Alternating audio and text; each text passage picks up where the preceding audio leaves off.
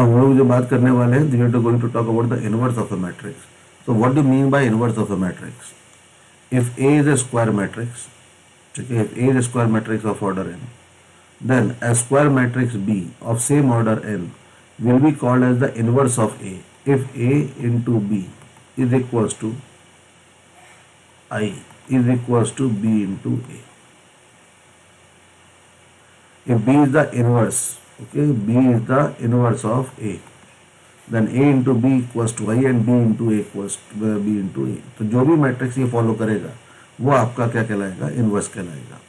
अगर आप इस चीज़ को ऑब्जर्व करिए कि जैसे अगर मैं आपको बोलूँ इनवॉल्यूटरी मैट्रिक्स में क्या होता था? A square equals to I होता था, ठीक है. तो इसको मैं A into A equals to I is equals to A into A लिख सकता हूँ. तो इसका मतलब यहाँ पे ए इनवर्स खुद कौन है? A inverse is equals to A, ठीक है. तो यहाँ पे ए इनवर्स जो आएगा वो खुद कौन आ गया? ए. तो अगर ए, इफ इसका मतलब if A is involutory, this implies that A inverse is equals to, that means self invertible.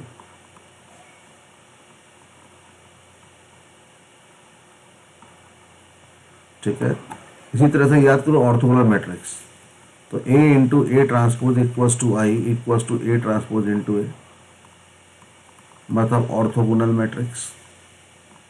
यहाँ पे जो काम ऊपर बी कर रहा है वो कौन कर रहा है? A transpose. तो यहाँ पे जो B which was A inverse वो बेसिकली कौन हो गया? A transpose.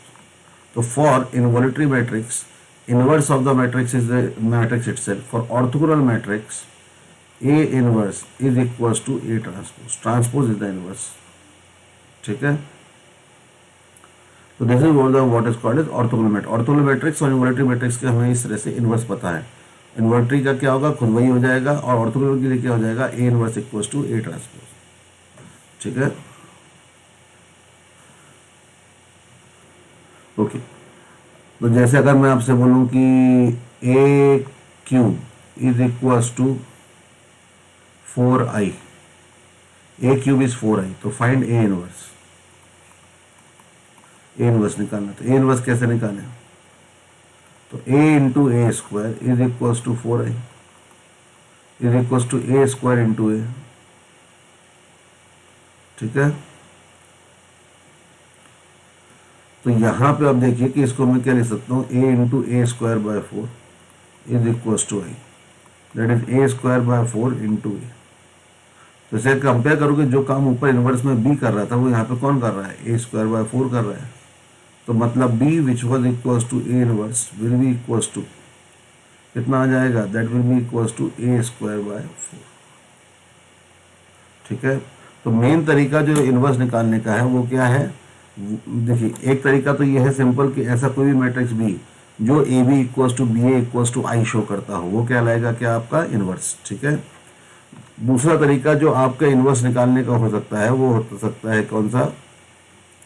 Through the adjoint.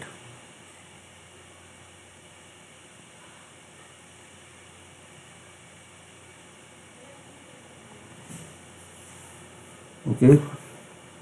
देखिए, हमको क्या पता था कि a into adjoint of A is determinant of A into I is equals to adjoint of A into determinant into A, ये होता था. अब जरा ध्यान दो कि if determinant of A is not equal 0 then a into adjoint of A is equals to I is equals to, ये क्या हो जाएगा? और दिस विल बी. अब जरा देखो कि यहाँ पे डिटर्मिनेंट ऑफ ए से डिवाइड हो गया, तो इसका मतलब यहाँ पे देख लो कि इसी तरह इस साइड पे भी देखोगे, this will be equals to what? Adjoint of A upon determinant of A into A. तो इसका मतलब क्या हुआ कि जो इनवर्स में A B equals to B A equals to I होता था, if B is equals to A inverse, अगर b की वैल्यू किसके बराबर है? a इनवर्स के बराबर है, तो b यहाँ पे बेसिकली वही काम कर रहा है जो यहाँ पे कौन कर रहा है? Adjoint of a upon determinant of a. तो इस कारण से a इनवर्स का दूसरा मैथमेटिकल डेफिनेशन आता है adjoint of a upon determinant of a. तो इसके लिए ज़रूरी क्या है कि डिटर्मिनेंट ऑफ a क्या नहीं आए? 0 नहीं आए. देयरफॉर द मैट्रिक्स ठीक है, the matrix is said to be invertible if determinant of A is not equal to zero, that means the matrix is which is non singular. Okay, अगर कोई matrix non singular होगी तो उसका inverse exist करेगा। Non singular square matrix will always be invertible. ठीक है, अब देखिए जैसे इसमें याद करिए कि अगर मैंने आपको बोला था A B equals to A C, तो this does not implies that B equals to C. In general this does not imply that B equals to C, because देखो ए को हटाना है तो मतलब A inverse into A into B, तो दोनों जगह मैंने ए इनवर्स करा, ए इनवर्स ए इंटू सी, तो ए इनवर्स ए इंटू ए कितना हो गया, I into D is equals to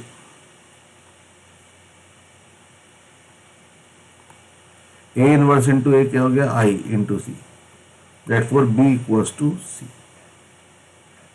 ठीक है, तो इस कारण से आप देख रहे हो कि अगर ए इन्वर्टिबल है, ये तो कब पॉसिबल है, जब determinant of A is not equals to zero, और डिटर्मिनेंट ऑफ ए जीरो नहीं है तो आप बोल सकते हो कि A B equals to A C होगा, तो this implies that B is equals to C. Okay, इस कारण से ए इनवर्स का डेफिनेशन क्या आ जाता है, ए इनवर्स का डेफिनेशन है adjoint of A upon determinant of A. This is the definition of A inverse two evaluate it numerically. जैसे अगर मैंने आपसे बोला कि लेट से कुछ इस तरह से है कि एक मैं मैट्रिक्स में आपको देता हूं कि 4 1 1 3, ये मैट्रिक्स ए है, मुझे इसका इन्वर्स निकालना है। तो इसका इन्वर्स निकालना हमारे लिए आसान है क्योंकि इसका एडजॉइंट निकालो पहले। तो एडजॉइंट निकालोगे तो एडजॉइंट क्या होगा, इन दोनों को इंटरचेंज करो तो 1 की जगह 4 आ जाएगा, इन दोनों का साइन चेंज करो, ये हो गया। डिवाइड बाय डिटर्मिनेंट ऑफ ए, तो डिटर्मिनेंट ऑफ ए यहाँ निकालोगे तो that will B 4 minus 3 that is 1, तो 1 से डिवाइड कर दो। ठीक है, तो this is what, this is the inverse of A. अब इनवर्स का मतलब क्या होता है कि a into A inverse is equals to I is equals to A inverse into A. ठीक है, ये आएगा। तो अब देखिए कि यहां से हम लोग और ये चीज क्या बोल सकते हैं, ये चेक कर सकते हैं हम लोग। ठीक है, देखो जरा a और ए इनवर्स, a कितना था 4 3 1 1, ये क्या था 1 माइनस 3 माइनस 1 4, दोनों को मल्टीप्लाई करो तो 4 इंटू माइनस 3 ये 1 हो जाएगा, ये माइनस 12 प्लस 12 ये 0 आ जाएगा, 1 माइनस 1 0 हो जाएगा, माइनस 3 प्लस 4 ये 1 आ जाएगा। देख लो ये आई आ गया, यहाँ पे क्या आ गया, ये i2 आ गया। तो a into A inverse is equals to I. ठीक है, जितने ऑर्डर का a होगा उतने ऑर्डर का आइडेंटिटी मैट्रिक्स यहाँ पे हमको मिलेगा। ठीक है, इसके अलावा आपको याद होगा कि मैंने आपसे बोला था कि अगर ए बी, ये मैंने आपको वैसे बता दिया है कि अगर ए इंटू बी कितना होता, नल मैट्रिक्स होता। ये चीज़ बड़ी इंपॉर्टेंट है, बहुत यूज़ करी जाती है। ठीक है, कि मान लीजिए ए इंटू बी एक नल मैट्रिक्स है, A and B are 2 square matrices, उस product is equal to null matrix. ठीक है, तो आप समझिएगा कि if A is non singular या फिर if 1 is non singular, A और बी में से अगर कोई एक नॉन सिंगुलर है, then other has to be a null matrix. तो जो दूसरी होगी उसको नल मैट्रिक्स होना जरूरी है। कैसे, तो अगर ए इंटू बी नल मैट्रिक्स है तो से, ठीक है, हम लोग मान लेते हैं कि determinant of A is not equal 0, that means A is what, invertible. अगर ए को इन्वर्टिबल बोल रखा है तो हम लोग यहाँ पे देखो कैसे कर सकते हैं कि ए इंटू बी आपका नल मैट्रिक्स था, तो मैं ए इनवर्स से, क्योंकि इन्वर्टिबल होगा तो ए इनवर्स से ए इंटू बी ऐसे प्री मल्टीप्लाई कर देता हूँ दोनों तरफ। तो ए इनवर्स से ए इंटू ए क्या हो गया, आई इंटू बी, तो that will be equals to A inverse into null matrix, that will be a null matrix. इसका मतलब क्या हुआ, आई इंटू बी क्या आएगा, बी, तो B has to be what, null matrix. मतलब 2 स्क्वायर मैट्रिसेस का प्रोडक्ट अगर नल मैट्रिक्स आ रहा है और उनमें से एक अगर क्या है कि one of them is a non singular matrix, then the other has to be a null matrix. ठीक है, ये चीज बिल्कुल क्लियर रखिएगा कि अगर दोनों में से कोई एक नॉन सिंगुलर है तो दूसरे को क्या होना पड़ेगा, दूसरे को नल मैट्रिक्स होना पड़ेगा। This is very very important result जो आप लोग को हमेशा ध्यान रहना चाहिए। ठीक है,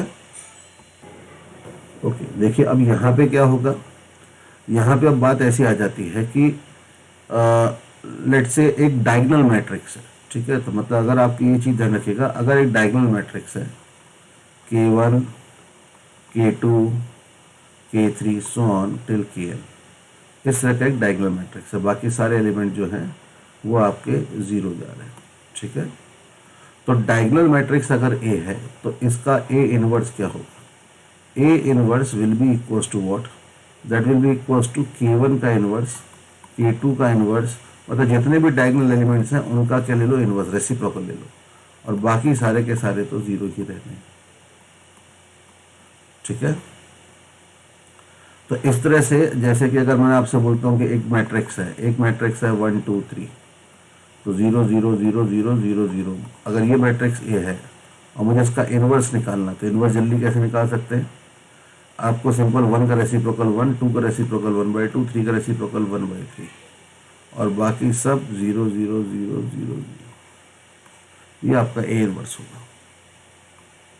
ठीक है, तो डायगोनल मैट्रिक्स के लिए इनवर्स हम लोग इस तरह से निकाल सकते हैं। The property of inverse, in property of inverse, the first thing which comes is A inverse is unique. A inverse is unique, that means A inverse के दो मैट्रिक्स के दो इनवर्स, मतलब किसी मैट्रिक्स A के दो इनवर्स पॉसिबल नहीं है। तो हम लोग देखो क्या करें कि लेट से A, ठीक है, लेट से मान लेते हैं कि A के दो इनवर्स हैं B और C, मतलब AB is also equals to I and AC is also equals to I, हो गए। तो दोनों को सब्ट्रैक्ट कर दें तो AB minus AC that will be equals to I minus I, ये कितना आएगा, नल मैट्रिक्स आएगा। ठीक है, इसको मैं लिख सकता हूँ A times B minus C, A times B minus C, दोनों को हमने क्या कर दिया, सब्ट्रैक्ट कर दिया, तो ये क्या आ गया, नल मैट्रिक्स। अब देखो A अगर इन्वर्टिबल में, अब देखो A इनवर्स यूनिक है, A इनवर्स एग्जिस्ट कर रहा है, तो मतलब डिटर्मिनेंट ऑफ A तो जीरो है नहीं, मतलब A जो है वो इन्वर्टिबल है, तो इसका मतलब determinant of A is not equal zero, तो this implies that B minus C equal zero, therefore B is equal to C। ठीक है, तो हमने क्या माना था, दो अलग अलग इनवर्स हैं, लेकिन दो अलग अलग इनवर्स अगर हमने माने तो गिवन कंडीशन के हिसाब से दोनों इनवर्स क्या आएंगे, सेम आएंगे। ठीक है, तो इस चीज़ को समझिएगा कि किसी स्क्वायर मैट्रिक्स के दो इनवर्स नहीं होते, अगर हैं तो वो दोनों इक्वल होंगे, उसके अलावा तो दूसरा ऑप्शन नहीं है। Okay, second thing which comes is that A inverse का transpose will be equals to A transpose का इनवर्स। तो अगर आपको इनवर्स का ट्रांसपोज निकालना है तो आप क्या करें, पहले एक ट्रांसपोज निकाल लें, फिर उसका इनवर्स निकालें। ठीक है, रीज़न क्या है, देखो अगर मैंने जैसे A इंटू A इनवर्स, ठीक है, A इंटू A इनवर्स कितना हो जाएगा, A into A inverse will be equals to what, I। ठीक है, तो A transpose into A transpose का इनवर्स, ये क्या होगा, I। ठीक है, अब जरा ध्यान दो कि अगर A ट्रांसपोज का इनवर्स ये है, तो मतलब A transpose into A inverse का ट्रांसपोज, अगर ये सही है तो। ठीक है, तो देखो यहाँ पे ये भी क्या आना चाहिए, I। तो इसका मतलब A, अब देख लो ट्रांसपोज है तो मैं इसको A inverse into A into transpose, reversal law का उल्टा यूज कर रहे हैं, लेकिन A इनवर्स इंटू A क्या होगा, I।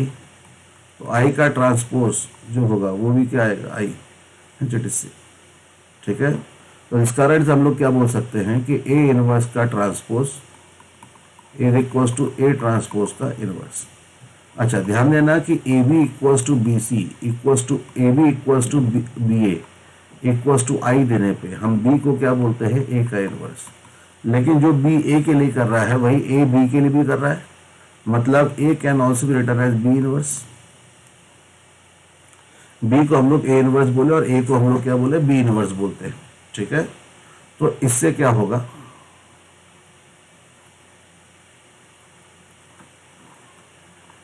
कि A इनवर्स का इनवर्स कौन हो जाएगा, खुद A हो जाएगा। This is the property.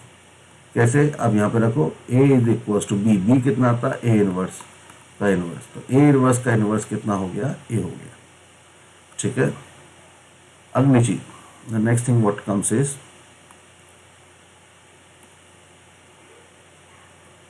Determinant of A. देखो अभी हमको क्या पता है, ए इंटू ए इनवर्स कितना होता है आई, तो determinant of A into A inverse is equal to determinant of I, that is 1। तो determinant of A into determinant of A inverse is equal to 1। मतलब डिटर्मिनेंट ऑफ ए इनवर्स का determinant of A inverse जो होगा वो किसके बराबर हो जाएगा, 1 अपॉन डिटर्मिनेंट ऑफ ए। तो अगर आपको ए इनवर्स का डिटर्मिनेंट निकालना है तो डिटर्मिनेंट ए का डिटर्मिनेंट निकालो, उसका क्या ले लो, रेसिप्रोकल ले लो, ठीक है। ओके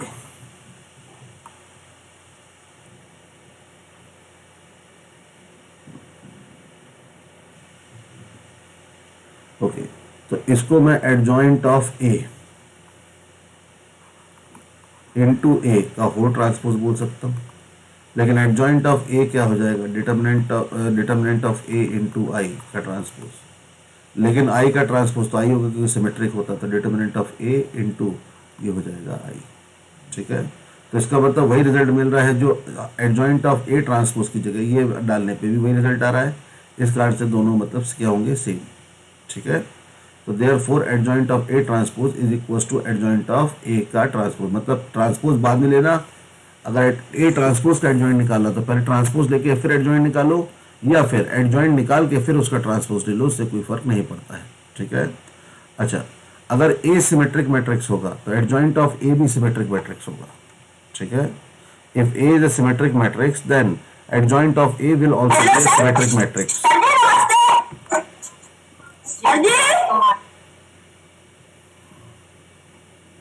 कौन है? How we can use the inverse, ठीक है। इनवर्स का यूज कीजिए कि मान लीजिए कि आपके पास एक इक्वेशन दे रखी थी a1x plus b1y plus c1 equals to 0 या c1z इक्वल्स टू d1। दूसरी इक्वेशन है a2x plus b2y plus c2z plus d2 equals to d2। और तीसरी इक्वेशन थी a3x plus b3y plus c3z equals to d3। ये तीन equation हमारे पास हैं। अब इन तीन इक्वेशंस में हम लोग क्या करते हैं, ये देख रहे हो कि ये इक्वल हैं, तो अगर एक मैट्रिक्स ऐसे लिखूं, ठीक है, ये मैट्रिक्स लिख रहा हूँ a1x plus b1y plus c1z, a2x plus b2y plus c2z, a3x plus b3y plus c3z।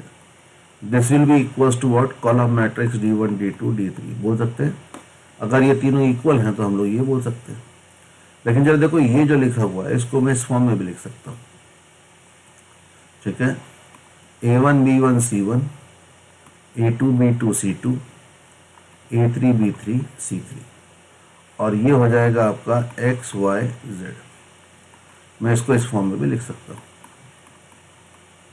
अब इतना बड़ा बार बार ना लिखना पड़े इस कारण से देख रहे हो कि मैं इसको a बोल देता हूँ, इसे x बोल देता हूँ और इसे मैं b बोल देता हूँ। तो बेसिकली हमारे ये इस तरह का मैट्रिक्स पॉलिनोमियल बन गया। अब सोचो कि अगर मैं a इनवर्स से मल्टीप्लाई कर दूं ऐसे, तो a इनवर्स इंटू ए क्या हो जाएगा, i into X is equals to A inverse b। तो इससे हमारे पास x की वैल्यू जो है वो a इनवर्स b आ जाता है। लेकिन ये इस चीज़ पे सब्जेक्टेड है कि वेदर इट इज इन्वर्टिबल और नॉट। अगर इन्वर्टिबल होगा तो ऐसा हो जाएगा और इन्वर्टिबल नहीं है तो फिर ये नहीं हो पाएगा। लेकिन अगर इन्वर्टिबल है तो हम इसका सॉल्यूशन निकाल पाएंगे, ठीक है। अब लेकिन इन्वर्टिबल नहीं होता तो क्या होता है, तो उस केस के बारे में बात हम लोग अपने नेक्स्ट टर्न पे करेंगे, ठीक है। नेक्स्ट पार्ट में हम लोग बात करेंगे कि हम लोग मैट्राइसेस के थ्रू कैसे इक्वेशन सॉल्विंग करते हैं, क्या क्या चीज़ें तरीके हो सकते हैं और क्या कंडीशंस होती हैं जिसके लिए इनफाइनाइट सॉल्यूशंस या फिर नो सॉल्यूशन या फिर यूनिक सॉल्यूशंस आते हैं, ठीक है। इसके बारे में हम लोग बात अपने नेक्स्ट टर्न पे करेंगे, ओके।